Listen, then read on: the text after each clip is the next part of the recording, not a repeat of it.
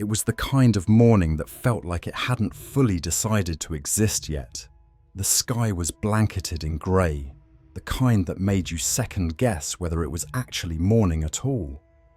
Richard Barnes sat alone in his car, parked just outside the post office, staring at a single white envelope lying on the passenger seat. No return address, no markings, just his name, typed out cleanly in all caps. Richard Barnes. He hadn't ordered anything. No one ever wrote him letters anymore, not since his divorce and subsequent withdrawal from most of society. But here it was, this strange, clinical-looking envelope that felt heavier than paper had any right to be. Something about it unsettled him, not in a dramatic way, more like a slow chill that crept under the skin. Curiosity outweighed hesitation. With a sigh, Richard picked it up and tore the seal open. Inside was a single sheet of paper and what looked like an old cassette tape. The paper read only one line: "Listen alone and do not stop." Richard frowned. Who even used tapes anymore? He didn't own a player, but he remembered his late father's old stereo system, now gathering dust in the attic.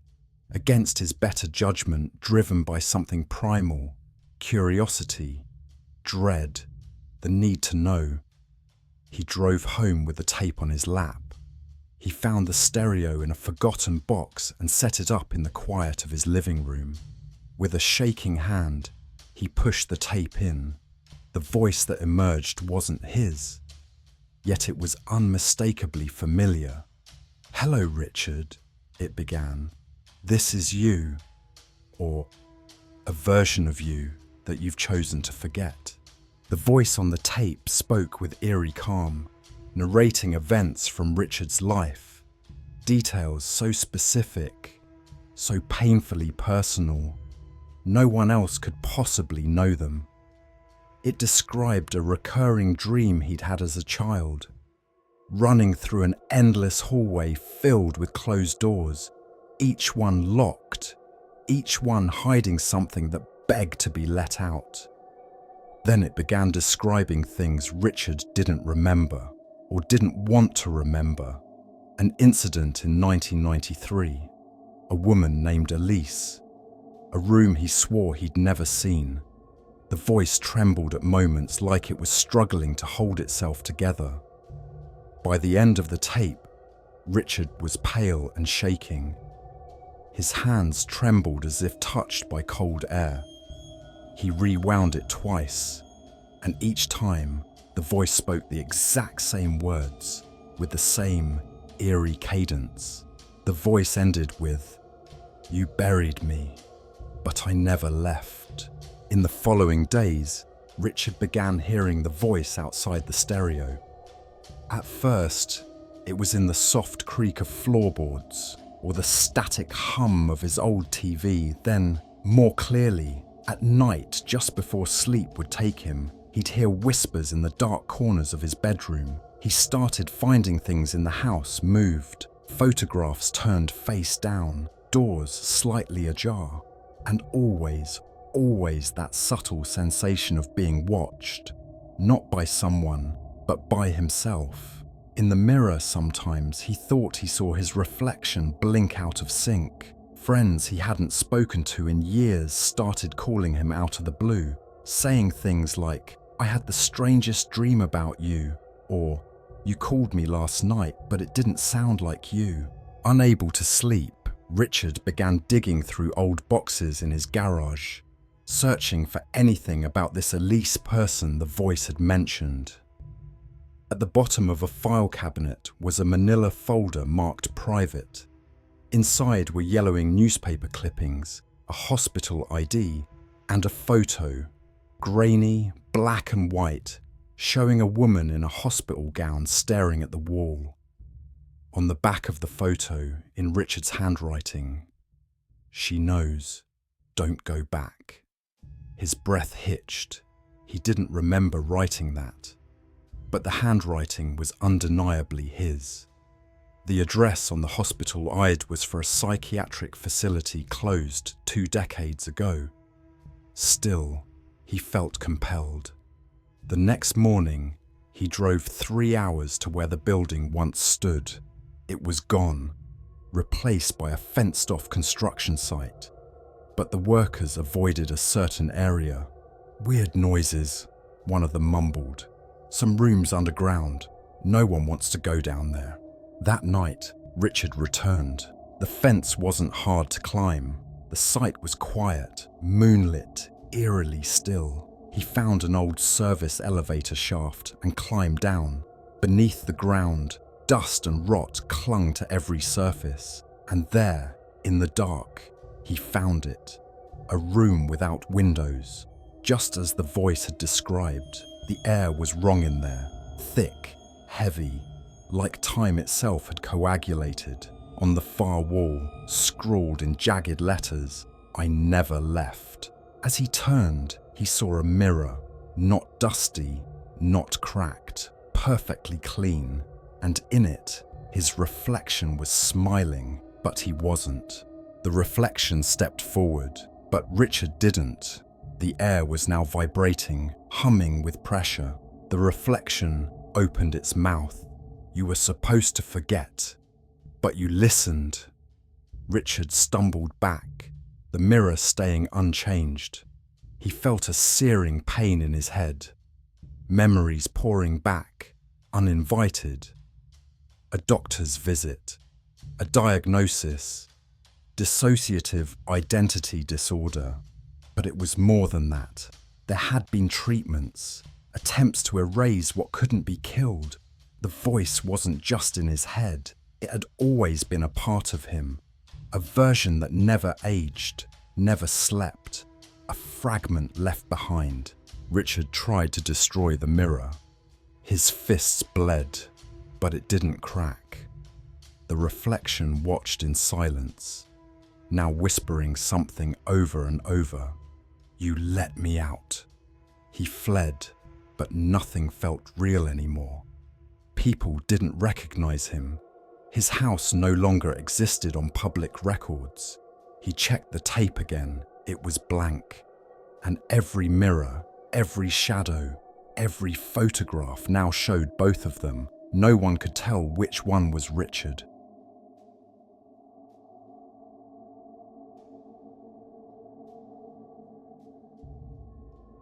It started with a phone call I don't remember answering. One evening, after returning from a late shift at the clinic, I noticed my cell phone placed neatly on the kitchen counter, screen lit with the call log open. A call had been made exactly 1 hour ago. To whom? There was no number, just a blank space. Stranger still, the duration read 00:59:42. I frowned. Had I made a call in my car and forgotten? Or worse, had someone else used my phone while I was inside? But the door had been locked, the windows shut. I lived alone. I should have brushed it off, a glitch maybe. But something about that blank number, it felt wrong, as though I had unknowingly whispered into the void. I scrolled through my recent activity. No audio recordings, no outgoing messages, just that one call. My fingers trembled slightly as I checked my call settings, trying to trace where it could have gone. But there was nothing. It was as if the call had never truly happened. Later that night, I dreamed of speaking to someone on the phone. I couldn't see their face, only heard fragmented phrases. "You knew this would happen. You promised. Don't hang up." I woke up soaked in sweat, my pillow damp, my phone still lit with that same timestamp. The next morning, I stood in front of the bathroom mirror, pale. My eyes looked off. Not tired, not red, just not mine. As I leaned in to inspect, I had a strange moment of disconnection. Like the person staring back wasn't reacting in sync with me. My jaw clenched as I watched, and for a second, just a second, my reflection's smile curled upward before mine did. As I brushed my teeth, I noticed something chilling. The me in the mirror had stopped brushing. My hands were moving, but in the reflection, they weren't. I froze. Time seemed to thicken around me. I blinked and the image corrected itself. My reflection resumed my movements, as though nothing had happened. I laughed nervously, convincing myself it was sleep deprivation. But inside, something cracked. My mind whispered, "What if it wasn't you in the mirror?" By noon, I started avoiding reflective surfaces, the hallway mirror, the microwave door, even the black screen of my TV. Each time I dared glance, I half expected to see my reflection blinking out of sync or smiling when I wasn't. I told myself I was being paranoid, but paranoia doesn't leave bruises. And yet, there was one under my left eye the next morning, a bruise I couldn't explain. 3 days passed, and my world began folding in on itself. Sounds I didn't make echoed around the apartment. The creak of a floorboard in the hallway when I hadn't moved. The flush of a toilet when I hadn't gone in. Whispers. Faint but sharp, like they were coming from behind the walls. I left the TV off. I wanted to catch the sounds in their purest form. At 2:43 a.m., I sat silently on the couch, lights off, waiting. That's when I heard it. Breathing, shallow, coming from behind the hallway wall.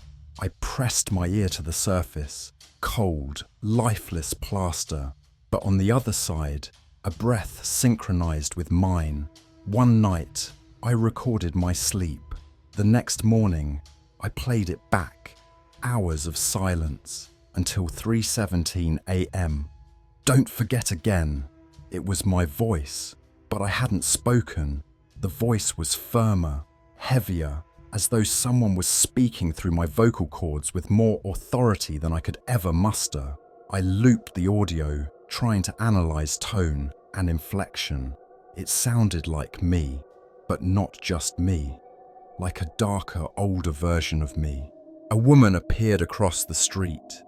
Every evening at the same time, 8 o'clock p.m., she stood behind her curtains, staring directly into my window, motionless, never blinking. The apartment she stood in had been empty for months, supposedly under renovation. At first, I assumed she was a squatter, or maybe a relative of the landlord visiting without notice. I even called building management. They assured me again, no one had access. "That unit's been stripped bare," the man said. "There aren't even curtains there anymore." I tried to confront her. I went over, knocked on the door. No answer. The security guard swore no one had entered that unit in over a year. Yet every night, there she was. Same position, same blank stare. One night, I waved at her. She smiled. Her smile looked exactly like mine. The next evening, she waved back before I moved. She anticipated it. It escalated when I found notes scattered around my apartment, each in my own handwriting.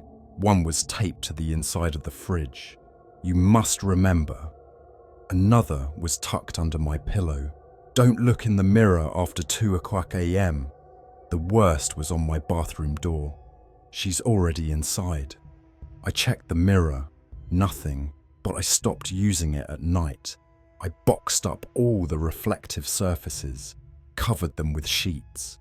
Still, in my dreams, I saw her. Me. She would speak without sound, her lips mimicking the words on the notes. One night, I found a note in my coat pocket I hadn't worn in weeks. "You will lose track. Don't trust the gaps." Desperate, I sought help. Dr. Monroe, A psychologist recommended by a colleague welcomed me with warm professionalism. I explained everything. He listened patiently, took notes, nodded. "It sounds like a form of dissociative delusion," he offered. I felt slightly relieved, until I noticed the photo on his bookshelf. A smiling couple. His wife was the woman from the window. I didn't say anything at first. Maybe it was coincidence. Maybe my mind was replacing faces. But when I returned the next week, the photo was gone. I asked about it. He blinked, confused, and said, "There's never been a photo there." I decided to confront everything.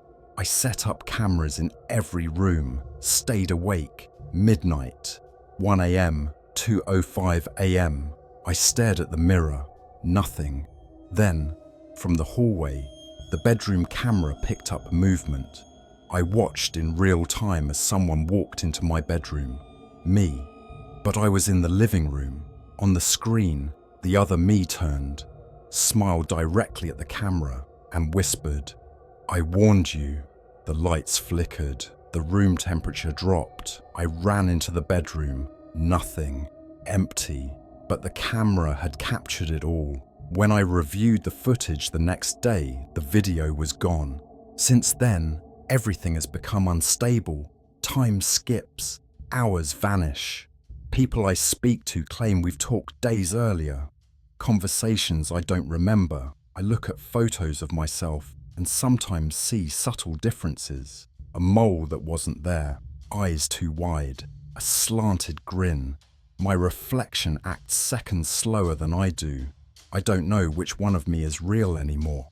Once, I caught myself talking in the mirror without realizing it. Only when I stopped moving did I notice the reflection still speaking. It mouthed a final word before freezing. Replace. As I type this, there are knocks at my door. I haven't invited anyone. I check the peephole. No one. Then another knock. I freeze. From my laptop screen, words begin to appear on their own. Open the door. Let yourself in. I close the lid. Turn off all lights. I wait. There's a voice behind me. It's mine. I turn slowly. My mouth dry. The screen flashes one last line. You were never alone.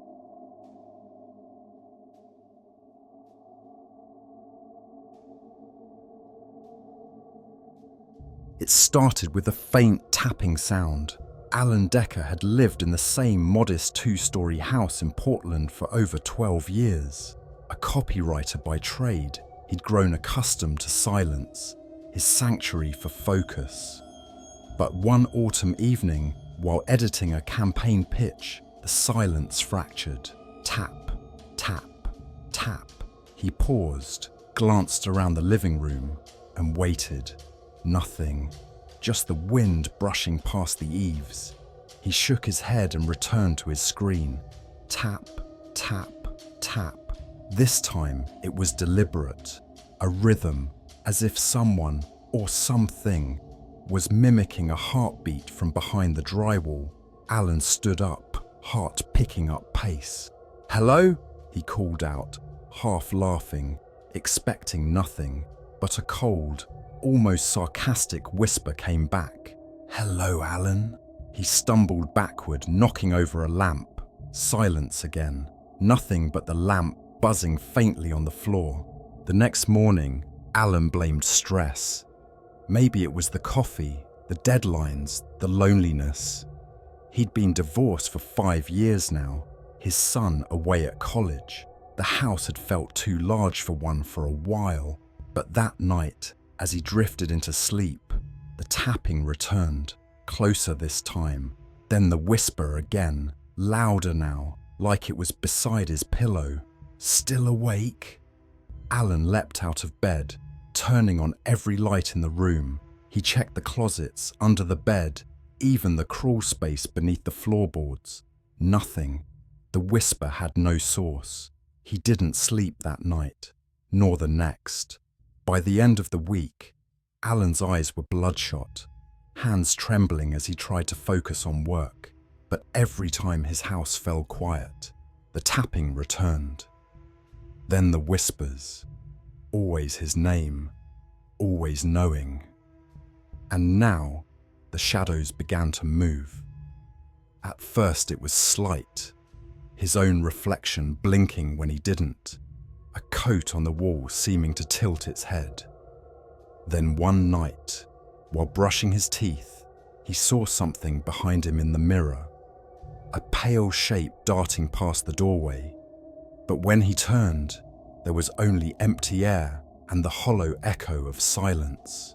Out of desperation, Alan booked an appointment with Dr. Lydia Mercer, a therapist known for her work with auditory hallucinations. "You're not insane, Alan," she said kindly after the first session. "Stress and isolation can manifest in vivid sensory experiences. We'll work through it." Alan chuckled dryly. "So I'm talking to myself through the wall?" She raised a brow. "Or your subconscious is trying to be heard?" He left feeling only slightly better. That night, he recorded his bedroom audio while he slept. The next morning, he listened. It was faint but unmistakable. "Don't trust her, Alan. She wants to open the door." The voice wasn't whispering anymore. It was clearer, closer, and oddly familiar. There was no blue door in his house. Yet that week, Alan began dreaming of one. It always appeared at the end of a narrow hallway, pulsing slightly, as if alive. He never opened it. He always woke up before his hand reached the knob. At Dr. Mercer's urging, he explored childhood memories, trauma, repressed moments. But the door returned nightly. And now, so did a figure, a tall man, faceless, standing by the door in his dreams, just watching. When Alan described this, Dr. Mercer's expression subtly changed. Professional concern turned colder.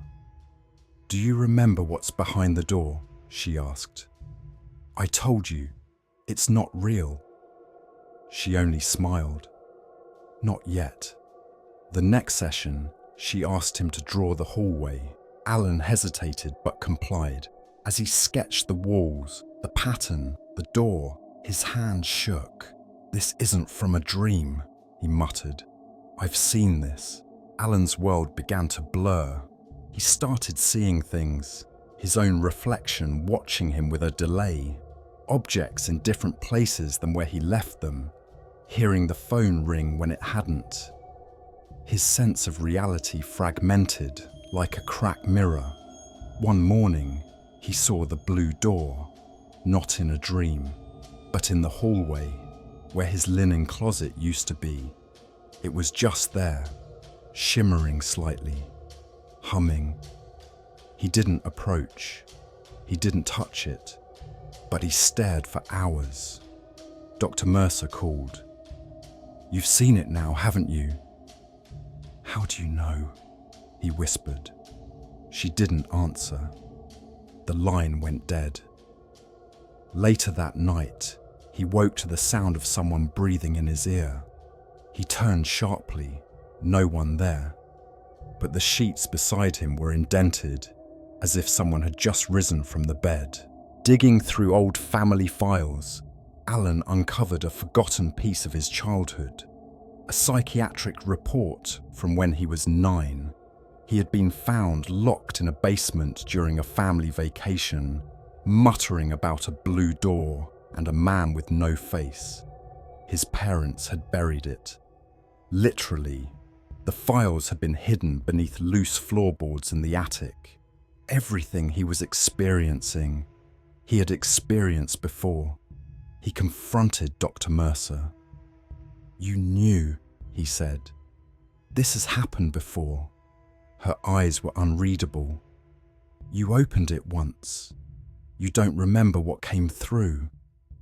Alan felt cold wash over him. "Is that why I forgot?" "You didn't forget," she whispered. You gave it permission to hide. Alan couldn't fight it anymore. The door called to him, louder each night. One final night, he stood before it, hand trembling. The knob was cold as ice. As he turned it, a scream erupted from within the walls. Not his own. A child's voice. His voice. Behind the door was not another room, but a mirror.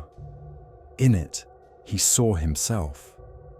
Not as he was, but as he had been. 9 years old, crying, shaking, whispering. "He never left," the child said. "You let him in." A figure stepped beside the child, tall, faceless. Alan screamed. But this time, the mirror didn't reflect his room.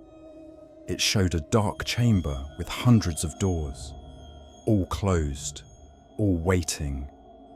The figure touched the child's shoulder, and they turned to walk through one of them. As they disappeared, Alan felt something shift behind him. He turned.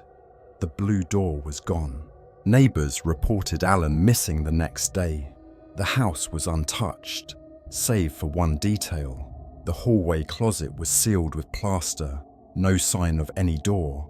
His phone was found still recording. The final seconds captured a voice. "Now you remember." But the voice wasn't Alan's. It was the same voice from the walls. And then, silence. But if one listened long enough, there it was again. Tap, tap, tap.